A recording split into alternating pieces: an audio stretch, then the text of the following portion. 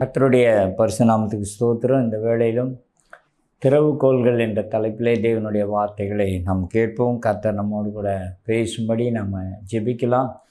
பரிசுத்தமுள்ள எங்கள் நல்ல தகப்பனே, இந்த வேளைக்காய் ஸ்தோத்திரம். இந்த வார்த்தைகளை எங்களுக்கு தந்து எங்களை உணர்த்துவியும். ஆண்டவரே, நாங்கள் உம்மை அறிகிற அறிவிலே பெருகணும், உடைய சத்தியத்திலே நடக்கணும். ஆண்டவரே, நீ கிருபை தாங்கப்பா. எல்லா சத்துனுடைய கிரியைகள் இயேசுவின் நாமத்தில் அழிக்கப்படட்டும். இயேசு நாமத்தில் ஜெபிக்கிறோம் நல்ல பிதாவே, ஆமென். பாருங்கள், ஆண்டவர் இங்கே நம்மை பார்த்து ஒரு வார்த்தை சொல்கிறாரு. மத்தேயு எழுதின சுவிசேஷம் 16வது அதிகாரம் 19வது வசனத்தில், பரலோக ராஜ்யத்தின் திறவுகோல்களை நான் உனக்கு தருவேன். பூலோகத்திலே நீ கட்டுகிறது எதுவோ அது பரலோகத்திலும் கட்டப்பட்டு இருக்கும். பூலோகத்திலே நீ கட்ட அவிழ்ப்பது எதுவோ அது பரலோகத்திலும் கட்ட அவிழ்க்கப்பட்டு இருக்கும் என்றார். கர்த்தருக்கு ஸ்தோத்திரம். ஆண்டவர் நம்மை வெறுமையாய் தம்முடைய வார்த்தையினால் பிள்ளைகள் என்று சொல்லி போகாமல் அதை செயல்படுத்துகிற ஒரு கர்த்தராய் இருக்கிறார். பாருங்கள், ஆண்டவர் அதனால தான் சொல்கிறாரு, பரலோக ராஜ்யத்துக்குரிய திறவுகோல்களை நான் உங்களிடத்தில் தரேன் அப்படின்னு சொல்லி ஆண்டவர் சொல்கிறார். அப்போது இந்த திறவுகோல்கள் என்று சொல்லும்போது, இப்போ ஒரு வங்கியில் இருக்கிற லாக்கருடைய சாவிகளை கொடுக்குறாங்கன்னா அது அதிகாரத்தை குறிக்கிறது. அரசாங்கம் அந்த 2-3 அதிகாரிகள் கையில் அந்த சாவியை கொடுப்பாங்க. அவங்க சேர்ந்தால் தான் அந்த காரியத்தை செய்ய முடியும், அந்த லாக்கரை திறக்க முடியும். தேவனுக்கு ஸ்தோத்திரம் உண்டாட்டும். அது அதிகாரத்தை குறிக்கிறது. இன்னொரு விஷயம் பார்த்திங்கன்னா, ஒரு வீட்டு சாவியை அந்த பிள்ளைகிட்ட கொடுக்குறாங்கன்னா அது உரிமையை குறிக்கிறது. தேவனுக்கு ஸ்தோத்திரம். அப்போது அந்த அதிகாரமும் உரிமையும் சேர்ந்தது தான் இந்த பரலோக ராஜ்யத்தினுடைய திறவுகோல். கர்த்தருக்கு மகிமை உண்டாட்டும். இயேசு சொன்னார், வானத்திலும் பூமியிலும் சகல அதிகாரம் எனக்கு கொடுக்கப்பட்டிருக்குன்னு சொன்னார். இப்போ பாருங்கள், ஆண்டவர் தம்முடைய வார்த்தை அவரை நிரூபிக்கும்படியாக, அதை செயல்படுத்தும்படியாக நம்மை கொண்டு அந்த காரியங்களை செய்வதற்காக ஆண்டவர் இந்த வசனத்தை சொல்லுகிறார். பரலோக ராஜ்யத்தின் திறவுகோல்களை நான் உனக்கு தருவேன் என்று சொல்கிறார். அப்போது எதற்காக ஆண்டவர் இந்த திறவுகோல்களை நம்மிடத்தில் கொடுக்குறாருனா, நீ பூமியிலே கட்டுகிறது எதுவோ, அதாவது சில நேரங்களில் சிலருடைய வாழ்க்கையை பிசாசு இடித்து போட்டிருப்பான். உதாரணமாக சொல்லப்போனால், ஒரு பிஸ்னஸ் செஞ்சிட்ருப்பாங்க. திடீர்னு அந்த பிஸ்னஸ் பார்த்திங்கன்னா லாஸ் ஆயிரும். என்ன காரணம்னே தெரியாது. அவங்களுக்கு விரோதமாக சில நேரம் சிலர் மந்திரம் செய்யலாம், சில நேரம் பிசாசு இறங்கி அங்கே கிரியை செய்வான். அப்படி கிரியை செய்யும்போது பொல்லாத மனுஷங்களால் அவங்களுக்கு நஷ்டம் வந்திருக்கலாம், ஏமாந்து நஷ்டம் அடைந்திருப்பாங்க. அப்போது என்ன செய்ய போகிறோம், வாழ்க்கையே ஒன்றும் இல்லாமல் போயிடுச்சு, இடிஞ்சு போயிடுச்சு எல்லாம் அப்படின்னு சொல்லிட்டு அந்த தவிக்கிற அந்த நேரத்தில் அவங்களுக்கு இயேசுவை பற்றி சொல்லி ஜெபிக்கும்போது ஆண்டவர் அவங்க வாழ்க்கையில் அற்புதம் செய்து மறுபடியும் அவங்க இழந்த அந்த நன்மைகளை கர்த்தர் திரும்ப அவங்க கைக்கு தரும்போது அவர்களுடைய வாழ்க்கை கட்டி எழுப்பப்படுகிறது. கர்த்தருக்கு ஸ்தோத்திரம் உண்டாகட்டும். அப்படியாக சிலர் பார்த்திங்கன்னா உபவாசம் இருக்கிறத விட்டுடுவாங்க, ஜெபம் பண்ணுகிறத விட்டுருவாங்க, வேதம் வாசிக்கிறத விட்டுருவாங்க, ஒரு பின்மாற்றத்துக்குள்ளே போவாங்க. அவங்களுடைய ஆவிக்குரிய வாழ்க்கையை மறுபடியும் கட்டி எழுப்புவதற்காக ஆண்டவர் இந்த திறவுகோல்களை எல்லாம் நம்ம கையில் கொடுக்குறார். கர்த்தருக்கு ஸ்தோத்திரம் உண்டாகட்டும். அப்போது அது மட்டும் இல்லாமல், நம்ம படிச்சிருக்கிறோம், வேலை வேணும், நம்முடைய வாழ்க்கை கட்டப்பட வேண்டும், அடுத்தது வேலைக்கு போகணும், திருமணத்தை காரியங்கள் நடக்கணும் அப்படின்னு சொல்லி ஜெபிக்கும்போது ஆண்டவர் நம்முடைய வாழ்க்கையை கட்டுவதற்கு ஆன காரியங்களை செய்கிறார். இங்கே அவர் சொல்கிறார், பூமியில் நீ கட்டுவது எதுவோ அது பரலோகத்திலும் கட்டப்படும். உன்னுடைய விருப்பம், உன்னுடைய செயல்பாடுகளை கர்த்தர் அங்கீகரிக்கிறார் என்பதற்காக தான் ஆண்டவர் சொல்கிறார், நீ பூமியில் நீ என்ன செய்யணும்னு நினைக்கிறியோ, மற்றவர்களுக்காகவோ இல்லை உனக்காகவோ, அதை நான் தீர்மானம் பண்ணி அதை நிறைவேற்றுகிறேன். அதற்காக தான் ஆண்டவர் சொல்கிறார், பூமியிலே நீ கட்டுகிற விஷயம் பரலோகத்திலே கட்டப்பட்டிருக்கும் என்று சொல்லி ஆண்டவர் சொல்கிறார். கர்த்தருக்கு மகிமை உண்டாகட்டும். அப்போது இந்த காரியங்கள் அது மட்டும் இல்லாமல் சில வாழ்க்கையில் உள்ள பிசாசினுடைய கட்டுகள் இருக்கும்.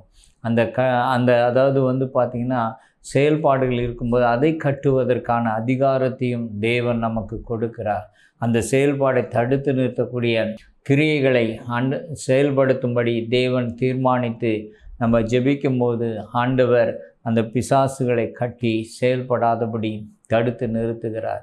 தேவனுக்கு ஸ்தோத்திரம் உண்டாகட்டும். இப்படி பல காரியங்களுக்காக கட்டுவிப்பதற்கான காரியத்தை தேவன் நம்மை கொண்டு செய்யும்போது பரலோகத்தில் அது தீர்மானிக்கப்பட்டு அது செயல்படுத்தப்படுது.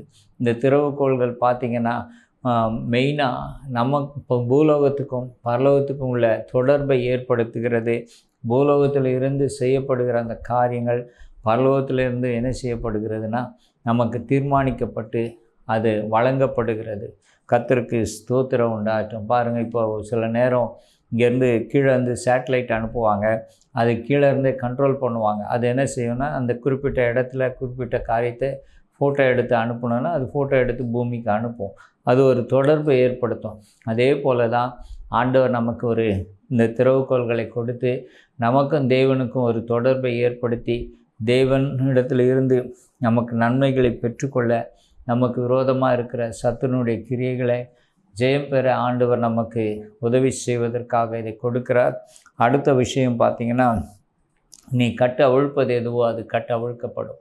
அப்போது பூமியில் இருக்கிற பிசாசு பாவத்தில் கட்டி வச்சிருப்பான், மந்திரத்தில் கட்டி வச்சிருப்பான்.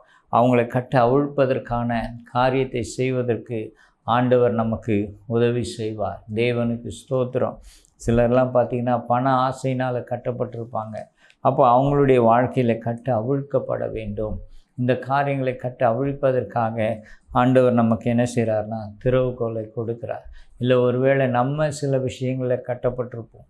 அப்போது ஆண்டவரிடத்தில் அறிக்கையிட்டு, ஆண்டவரே நான் இந்த காரியத்தில் இருந்து நான் வெளியே வரணும் அப்படின்னு சொல்லி நம்ம கர்த்தரை நோக்கி கேட்கும்போது, ஜெபம் பண்ணும்போது ஆண்டவர் அந்த கட்டுகளை அவிழ்த்தி நம்மளை விடுதலையாக்குகிறவராக இருக்கிறார். தேவனுக்கு ஸ்தோத்திரம். அப்போ பாருங்கள், இன்றைக்கி 7 விதமான திறவுகோள்களை குறித்து நம்ம பார்க்க போகிறோம். முதலாவது பிரதான திறவுகோள். இப்போ ஒரு வீட்டுக்கு இருந்தால் ஒரு பெரிய சாவி இருக்கும், ஒரு பீரோவுக்கு இருந்தால் பெரிய சாவி இருக்கும். அதே போல் தான், அதுதான் பிரதானம். அதை செயல்படுத்தினா தான் அடுத்த காரியங்களுக்கெல்லாம் நம்ம உள்ளே போய் மற்ற காரியங்களை செய்ய முடியும். தேவனுக்கு ஸ்தோத்திரம் உண்டாகட்டும். முதலாவது பிரதான திறவுகோள் யாருன்னா பரிசுத்த ஆவியானவர். ரோமர் 8:26 சொல்கிறாரு, அவர் நம்முடைய பலவீனங்களை நமக்கு உதவி செய்கிறார். அந்த காரியத்தை பரலோகத்தில் தொடர்பு ஏற்படுத்த வேண்டிய வழி நமக்கு தெரியாததுனாலே, நம்ம ஆவிக்குரிய ஜீவித்தில் பலவீனமாக இருக்கிறதுனால அவர் பிரதான திறவுகோளாய் செயல்பட்டு அந்த காரியத்தை நமக்கு செய்யும்படி ஆண்டவர் கிருபை பாராட்டுகிறார். இந்த பரிசுத்த ஆவியானவர் இல்லைன்னா, அவரோடு தொடர்பு இல்லைன்னா சத்தியங்களை அறிந்து கொள்ள முடியாது, தேவனிடத்தில் தொடர்பு கொள்ள முடியாது. இயேசு சொன்னார், நான் போவேன் ஆனால் உங்களுக்கு பிரயோஜனமாக இருக்கும், அதிக பிரயோஜனமாக இருக்கும், பரிசுத்த ஆவியானவர் ஆகிய தேற்றவாளன் வருவார் என்று சொல்லி சொன்னார். தேவனுக்கு ஸ்தோத்திரம். அப்போது இந்த காரியங்களை நம்ம பெற்றுக்கொள்வதற்கு பரிசுத்த ஆவியானவர் நமக்கு பிரதான திறவுகோலாய் இருக்கிறார். ஒரு குழந்தைகிட்ட பார்த்திங்கன்னா சாவியை கொடுத்து இதை போய் தரேன்னு சொன்னால் அதுக்கு திறக்க தெரியாது. ஆனால் ஒரு பெரியவங்க என்ன செய்வாங்க, கையை பிடிச்சி இந்த சாவியை இந்த துவாரத்தில் போட்டு இப்படி திறக்கணும் அப்படின்னு சொல்லி கொடுப்பாங்க. அதே போல் தான் பரிசுத்த ஆவியானவரும் நமக்கு சொல்லி கொடுக்குறார். பரலோகத்துக்குரிய காரியங்களை தேவனிடத்திலிருந்து எப்படி பெற்றுக்கொள்ள முடியும், என்ன போராட்டம், அதை எப்படி மேற்கொள்வது, சத்துனுடைய கிரியைகளை எப்படி நிர்மூலம் பண்ணி ஜெயமெடுப்பது, இவை எல்லாவற்றையும் பரிசுத்த ஆவியானவர் அறிந்திருக்கிறதுனால அவர் நமக்கு சொல்லிக் கொடுக்கிறார். அவர் தான் நமக்கு பிரதான திறவுகோலாக இருக்கிறார். தேவனுக்கு ஸ்தோத்திரம் உண்டாகட்டும். 2வது திறவுகோல் பார்த்திங்கன்னா வார்த்தை. வசனத்தை தாண்டி தேவன் எந்த காரியத்தையும் செயல்படுத்துகிறது இல்லை. ஆகவே இந்த வசனம் நமக்கு முக்கியம். வார்த்தை பாருங்கள், இயேசு சொன்னார் யோவான் 14:14, என் நாமத்தினால் எதை கேட்டாலும் அதை நான் உங்களுக்கு செய்வேன் என்று சொல்லி சொன்னார். அவருடைய நாமம் என்ன? வெளிப்படுத்தல் 19:13 சொல்லுகிறது வார்த்தை.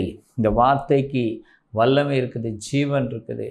அந்த வார்த்தையை நம்ம சொல்லும்போது கர்த்தர் அந்த வார்த்தையின்படியே அவர் செய்து முடிக்கிறவராக இருக்கிறார். உதாரணமாக சொல்லப்போனால், எங்கள் குடும்பம் ரட்சிக்கப்படணும் நான் ஜெபிக்கிறது நல்லது தான். ஆனால் ஆண்டவரிடத்தில் போய், ஆண்டவரே கர்த்தராகிய இயேசு கிறிஸ்து விசுவாசி, அப்பொழுது நீயும் வீட்டார் ரட்சிக்கப்படுவேன்னு சொல்லி அப்போஸ்தலர் 16:31 சொல்லியிருக்கீங்களே, அந்த மாதிரி நான் உம்மை விசுவாசிக்கிறேன், குடும்பம் ரட்சிக்கப்படணும் அப்படின்னு சொல்லி நம்ம உரிமையாக தேவனிடத்தில் கேட்கலாம். கர்த்தருக்கு ஸ்தோத்திரம் உண்டாகட்டும். ஆண்டவர் நீங்கள் இப்படி சொன்னீங்க, அதன்படி எங்களுக்கு செய்து கொடுங்கப்பா அப்படின்னு சொல்லி அவரிடத்தில் உரிமையாக கேட்பதற்காக தான் இந்த வார்த்தை என்னும் திறவுகோலை ஆண்டவர் வைத்திருக்கிறார். பாருங்கள், சும்மா சாதாரணமாக ஆசீர்வதின்னு சொல்கிறத விட நான் உன்னை ஆசீர்வதிக்கவே ஆசீர்வதிப்பேன்னு சொன்னீங்களா ஆண்டவரே, அப்படியா என்னை நீங்கள் ஆசீர்வதிங்க அப்படின்னு சொல்லி அந்த வார்த்தையாகி திறவுகோலை நம்ம கொண்டு செயல்படுத்தும் போது தேவனுடைய ராஜ்யத்திலிருந்து நமக்கு நன்மைகள் வந்து சேரும். அல்லேலூயா, கர்த்தருக்கு ஸ்தோத்திரம். மூன்றாவது காரியம் பார்த்திங்கன்னா விசுவாசம். விசுவாசம் என்ற திறவுகோல் நமக்கு மிகவும் அவசியமாக இருக்குது. விசுவாசம் இல்லாமல் தேவனுக்கு பிரியமாக இருப்பது கூடாத காரியம். இந்த விசுவாசம் பல தடவை சோதிக்கப்படும். பல பாடுகள் வழியாக போகும்போது விசுவாசமே இழந்து போகிற ஒரு சூழ்நிலையெல்லாம் வரும். ஆனாலும் அதில் உறுதியாக இருக்க வேண்டும். இருக்கும்போது கர்த்தர் அற்புதங்களை செய்கிறார். பாருங்கள், ஆபிரகாமுடைய வாழ்க்கையில் ஆண்டவர் 75 வயதிலே அவரை அழைத்து 100 வயதிலே குழந்தையை கொடுத்தார். அங்கே ரோமர் 4:19 20-21 வாசிக்கும்போது சாராளுடைய கர்ப்பம் செத்து போனதை அவர் எண்ணவில்லை. தன்னுடைய சரீரம் செத்து போனதை அவர் எண்ணவில்லை. தகுதியே இல்லை. மெடிக்கல் சயின்ஸ் படி பார்த்திங்கன்னா அவங்க 2 பேருமே டிஸ்குவாலிஃபைடு. அப்படிப்பட்ட மக்கள். ஆனாலும் அவர் என்ன நினச்சார், அந்த வார்த்தை தேவன் சொல்லியிருக்கிறார், அதில் ஒரு விசுவாசமாக உறுதியாக இருந்து அவரை சுற்றி இருக்கிறவர்கள் அவரை பரியாசம் பண்ணியிருக்கலாம். ஒருவேளை அவிசுவாசம் வரா மாதிரி சொல்லியிருக்கலாம். நீ சரியாக நினச்சி பாரு, ஆண்டவர் தான் சொன்னாரா, இல்லை நீயே உன் மனசில் போட்டு ஏதாவது நினச்சி குழப்பிக்கிட்டியா, இப்படியெல்லாம் என்ன பண்ணுவாங்களா, நம்மளை டிஸ்டர்ப் பண்ணுற ஆட்கள் இருக்கிறாங்க. ஏன்னா நாட்கள் செல்லவில்லை, வருஷங்கள் சென்று கொண்டே இருக்கிறது. ஒரு சிலர் இதுக்கு மேலே போய் இந்த வயசான கிழவனுக்கும் கிழவிக்கும் ஆசையை பாரு, குழந்தை வருமா இவங்களுக்கு அப்படின்னு சொல்லி அப்படியெல்லாம் பரியாசம் பண்ணியிருப்பாங்க.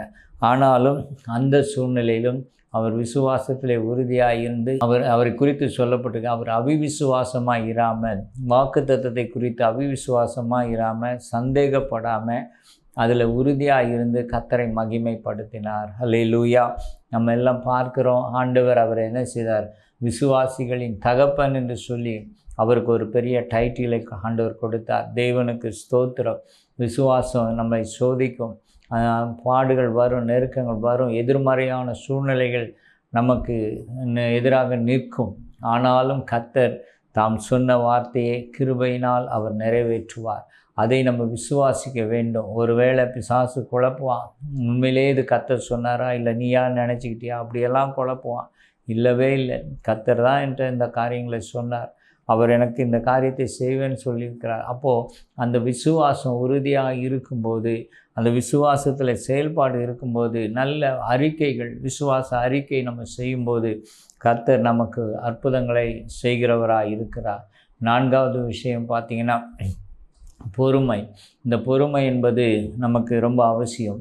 ஆபிரகாம் பொறுமையோடு கூட காத்திருந்தார். எபிரேயர் 10:36 சொல்லுகிறது, வாக்குத்தத்தம் பண்ணப்பட்ட ஆசீர்வாதங்களை பெற்றுக்கொள்ளும்படி நமக்கு பொறுமை அவசியம்.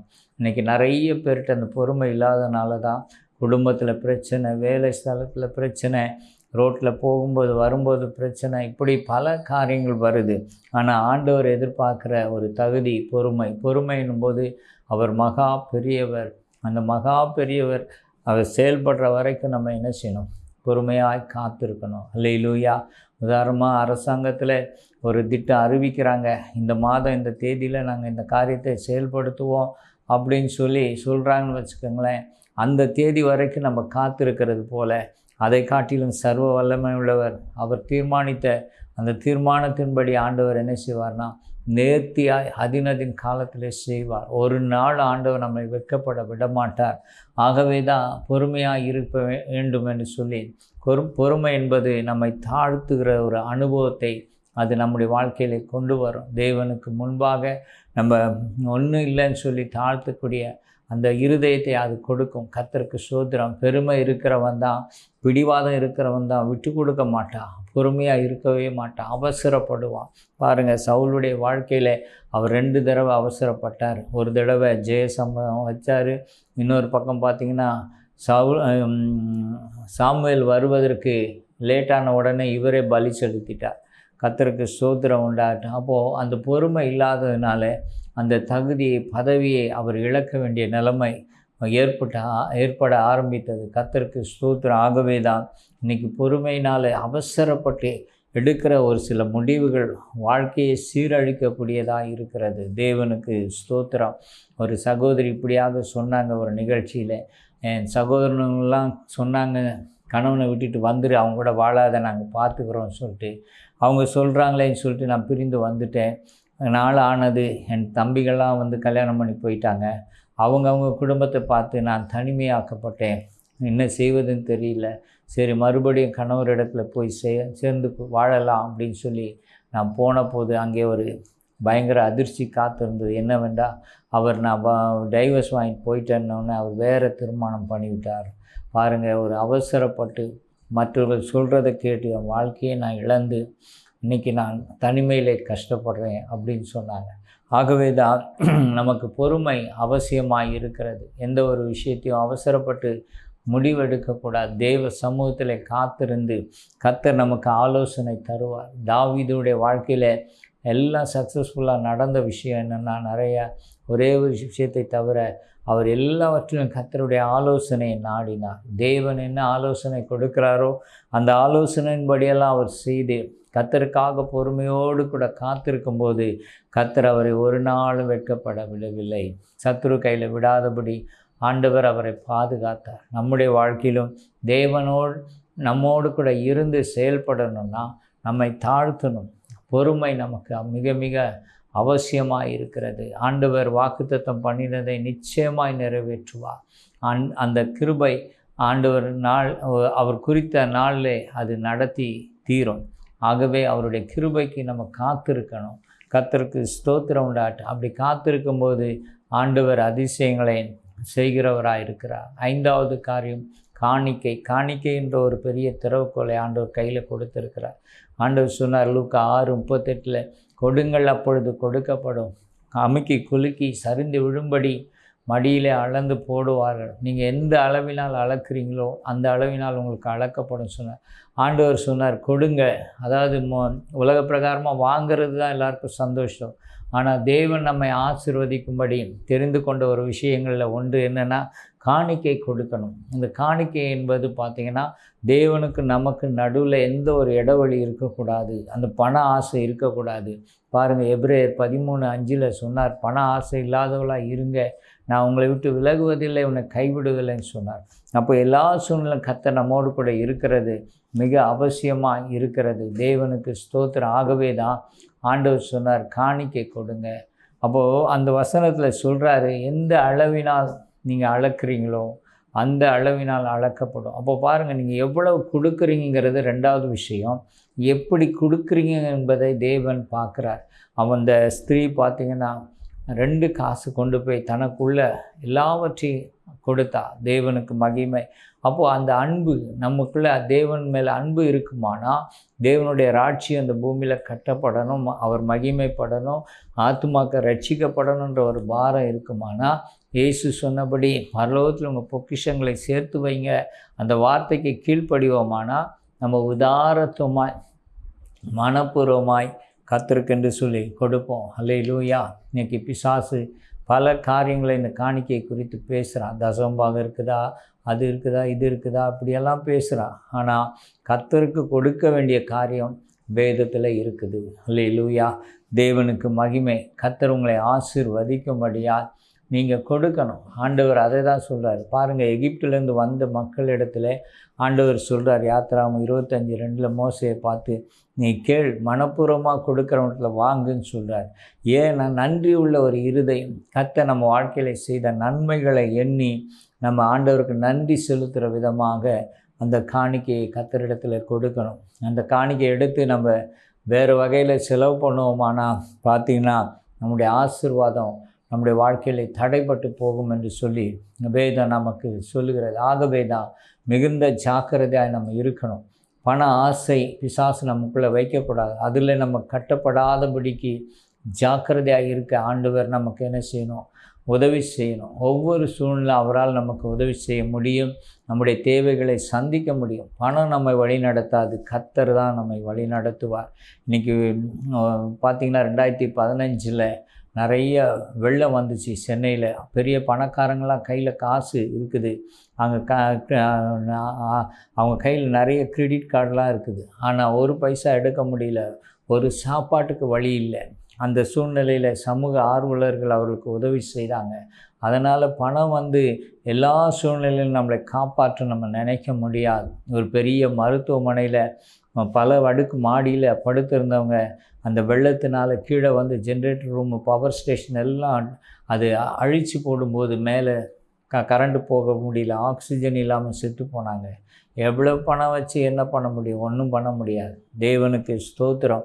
ஆனால் கர்த்தரை சார்ந்து இருக்கும்போது கர்த்தர் நமக்கு உதவி செய்வார். ஆகவே பணம் நமக்கு தேவைதான். பணம் நம்மை ஆளக்கூடாது. பணத்தை நம்ம ஆளுவதற்கு கர்த்தர் உதவி செய்யணும். கர்த்தருக்குரியதை கர்த்தருக்கென்று நம்ம கொடுப்பதிலே நம்ம உற்சாகமாக இருக்கணும். ஆண்டவருடைய பிள்ளைகள் உதாரணமாக அவங்க கொடுக்குற காணிக்கை கொடுத்தாங்கன்னா இந்த ஊழியத்திற்குரிய காரியத்தில் தேவைகளே இருக்காது. ஆண்டவர் நிறைய போராட்டங்கள் இந்த பண விஷயத்தினால ஊழியம் வளராமல் இருக்குது, நிறைய ஆத்துமாக்கள் சந்திக்கப்படாமல் இருக்குது. அப்போ இன்றைக்கி கொடுக்காமல் போயிட்டோன்னா நாளைக்கு நியாயத்தீர்ப்பில் கர்த்தரிடத்தில் கணக்கு கொடுக்கணும். தேவனுக்கு ஸ்தோத்திரம். நான் உனக்கு இவ்வளோ காரியத்தை கொடுத்தேன், நீ என்ன செய்தேன்னு சொல்லி ஆண்டவர் கேட்கும்போது நம்ம என்ன சொல்லுவோம் என்பதை சிந்தித்து பாருங்கள். சத்துரு நம்மளை தவறாய் வழி நடத்தாதபடிக்கு நம்ம எச்சரிக்கையாக இருந்து செயல்பட வேண்டியது அவசியம். அதாவது சில தவறு செய்கிறாங்கன்றதுக்காக நீங்கள் காணிக்கை கொடுக்கறத நிறுத்திட்டீங்கன்னு சொன்னால் அது தப்பு.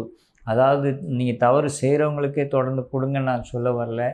தவறு செஞ்சால் அது அவங்களுக்கும் தேவனுக்குள்ள விஷயம். எவ்வளோ பேர் உண்மையாக இருக்கிறாங்க, பாரத்தோடு கூட இருக்கிறாங்க. எவ்வளோ மிஷினரிகள் எவ்வளோ நெருக்கப்படுறாங்க, கஷ்டப்படுறாங்க.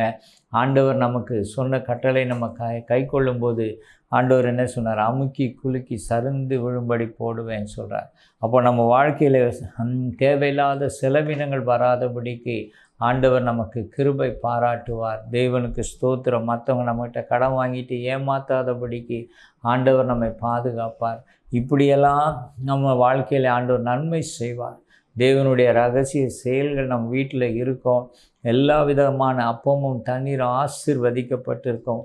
வியாதியை கர்த்தர் விலக்கியிருப்பார், கடனை கர்த்தர் விலக்கியிருப்பார். ஆசீர்வதிப்பதற்கு இந்த காணிக்கை என்ற திறவுகோலை நம்ம பயன்படுத்தணும்.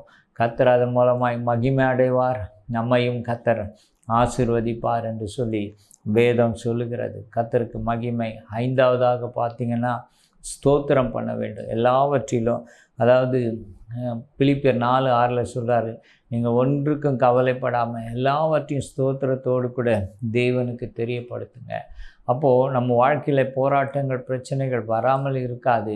அதை குறித்து நீங்கள் கவலைப்படாதீங்க. என் பிள்ளை இப்படி முரட்டாட்டமாக இருக்கிறான், ரவுடித்தனம் பண்ணுறான், என் கணவர் குடிச்சிட்டு வராரு, என் குடும்பத்தில் சமாதானமே இல்லை, இப்படிப்பட்ட ஒரு காரியம் அப்படின்னு நினச்சி நீங்கள் புலம்பாமல் ஆண்டவரே இப்படிப்பட்ட சூழ்நிலைகளுக்கு ஸ்தோத்திரம் ஆண்டவரே அப்படின்னு சொல்லி நம்ம ஸ்தோத்திரம் பண்ணும்போது தேவன் பெரிய காரியங்களை கர்த்தர் செய்கிறவராக இருக்கிறார். ஹல்லேலூயா.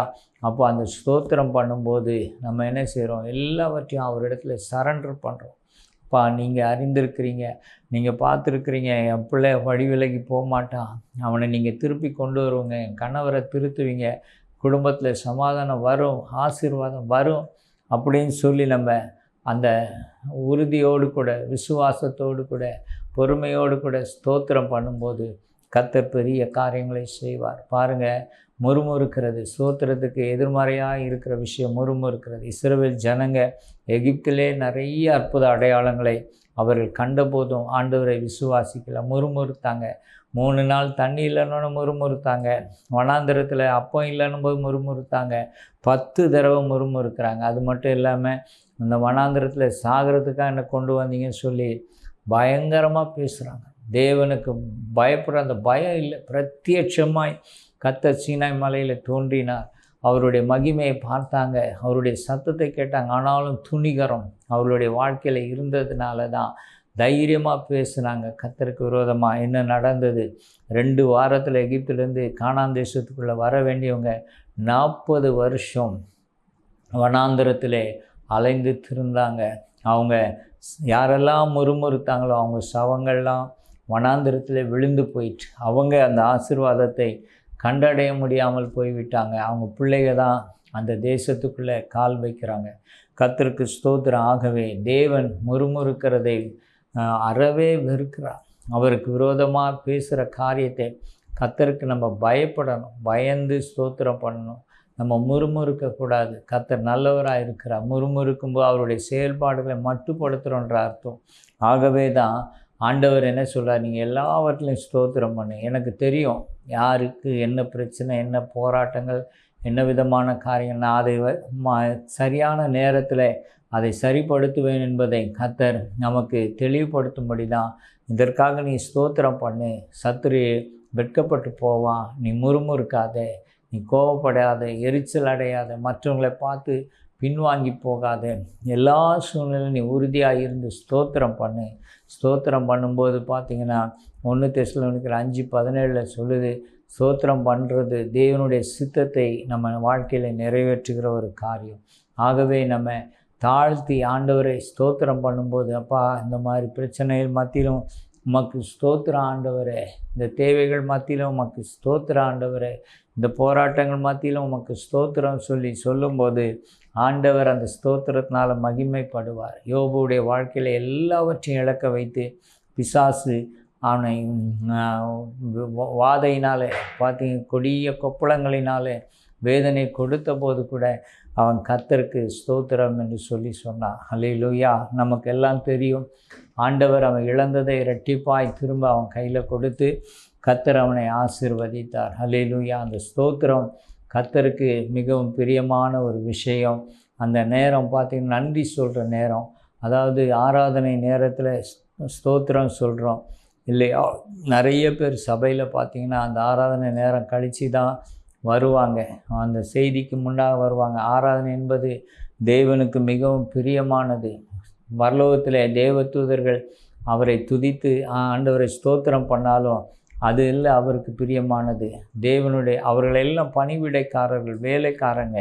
ஒரு எஜமானை பார்த்து குட் மார்னிங் சார் சொல்கிறது போல தான் அவங்களும் சொன்னாங்க. கர்த்தருடைய மகிமையை பார்த்து ஆண்டவருக்கு ஸ்தோத்திரம் சொல்கிறாங்க. ஆனால் நம்ம கர்த்தரை நம்முடைய வாழ்க்கையில் அனுபவித்து ஆண்டவரை மகிமைப்படுத்துகிறோம். கர்த்தர் நல்லவர், அவர் கிருபை என்றும் உள்ளதுன்னு சொல்லி அவங்களால ஸ்தோத்திரம் பண்ண முடியாது. ஏன்னா அவங்களுக்கு அந்த அனுபவம் கிடையாது. ஆண்டவருடைய மகிமையை பார்த்து தான் ஆண்டவரை ஸ்தோத்திரம் பண்ணுறாங்களே தவிர அவங்களால கர்த்தரை ருசித்து அனுபவித்து அவங்களால சொல்ல முடியாது.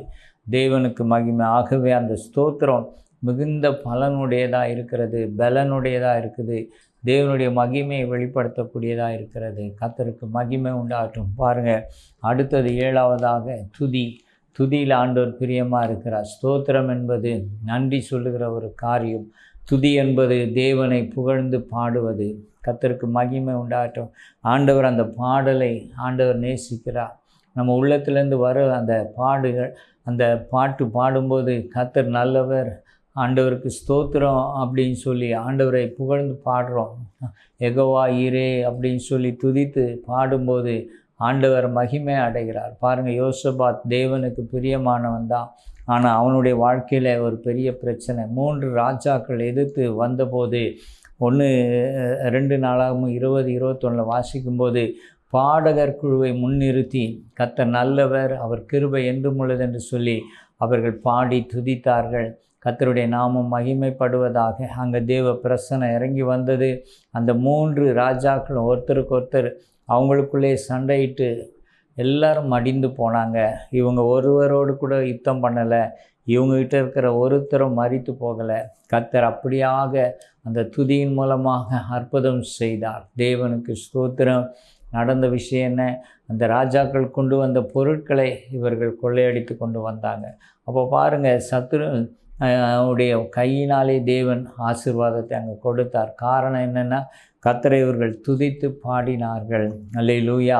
நம்ம எப்பொழுதும் கர்த்தரை துதித்து பாடும்போது நமக்கு எதிர்மறையான சூழ்நிலையை தேவன் மாற்றி அதையே நன்மையாக கர்த்தர் நமக்கு தருகிறவராக இருக்கிறார். ஆகவே துதிகளின் மத்தியில் அவர் வாசமாக இருக்கிறார். இஸ்ரவேலில் நம்ம தேவனுடைய பிள்ளைகள். ஆகவே தான் நம்ம அப்பான்னு கூப்பிடுற அந்த ஒரு காரியத்தை கர்த்தர் அதிகமாக விரும்புகிறார். தூதர்கள் கூப்பிடுவதை காட்டிலும், தூதர்கள் ஆராதனை செய்வதை காட்டிலும் நம்முடைய ஆராதனையிலே தேவன் மிகவும் பிரியமாக இருக்கிறார். ஆகையால் எப்பொழுதும் கர்த்தரை துதிப்போம். கர்த்தர் பெரிய காரியங்களை நம் வாழ்க்கையிலே செய்வாராக. நம்ம ஜெபம் பண்ணுவோம். ஆண்டவரே, பரலோகத்தின் ராஜ்யத்தின் திறவுகோல்களை எங்களுக்கு கொடுத்தீரப்பா. ஆண்டவரை 7 திறவுகோல்களை குறித்து ஆவியானவர் எங்களோடு கூட பேசியிருக்கிறீர். இந்த வார்த்தைகள்லாம் சத்தியம். ஆண்டவரே, நீர் எங்களுக்கு அதிகாரத்தையும் உரிமையும் இந்த பூமியிலே கொடுத்து அதை நிலைநாட்டும்படி உறுதிப்படுத்தும்படி இப்படிப்பட்ட ஆண்டவரே திறவுகோல்களை நீர் கொடுத்ததுக்காய் ஸ்தோத்திரம். ஆண்டவரே, தேவனே, வானத்திலும் பூமியிலும் சகல அதிகாரம் படைத்தவர், உம்மை போல நீர் எங்களையும் வைத்திருக்கிறதுக்காக ஸ்தோத்திரம். ஆண்டவரே, இந்த திறவுகோல்களை கொண்டு நாங்கள் எங்களுடைய வாழ்க்கையும் மற்றவருடைய வாழ்க்கையும் கட்டி எழுப்பவும் கட்டுகளை அவிழ்க்கவும் கர்த்தர் எங்களுக்கு உதவி செய்யும்படி ஜெபிக்கிறோம். ஆண்டவரே, இந்த சத்தியத்தை கேட்டுக்கொண்டிருக்க ஒவ்வொருடைய வாழ்க்கையிலும் விடுதலையும் சமாதானம் வரட்டும், அற்புதங்கள் அடையாளங்கள் நடக்கட்டும், வியாதிகள் நீங்கி போகட்டும், கடன் பிரச்சனை இந்த விடுதலை தரும்படி நாங்கள் ஜெபிக்கிறோம். கர்த்தர் பெரிய காரியங்களை செய்யுங்கப்பா. திருமணத்துக்கு எதிர்பார்த்திருக்க பிள்ளைகளுக்கு நல்ல வாழ்க்கை அமைய கர்த்தர் உதவி செய்யும். அதனுடைய தேவைகள்லாம் சந்தியும். இயேசுவின் நாமத்தில் பிதாவே, ஆமென்.